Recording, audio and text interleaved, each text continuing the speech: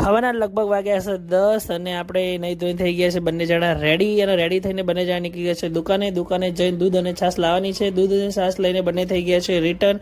ઘરે જઈને ખાઈ બાઈ નીકળી જવાનું છે પાછું મહેસાણા જવા. અમે બંને જણા નીકળી જશે મહેસાણા જવા. સામે પડી છે ગાડી લઈને જવાનું છે. પહેલાં મહેસાણા બકીને સૌ પ્રથમ પીધી ચા પીને બંને જણા નીકળી જશે સાડી લેવા. આ છે મહેસાણાની બજાર, તમે જોઈ શકો છો.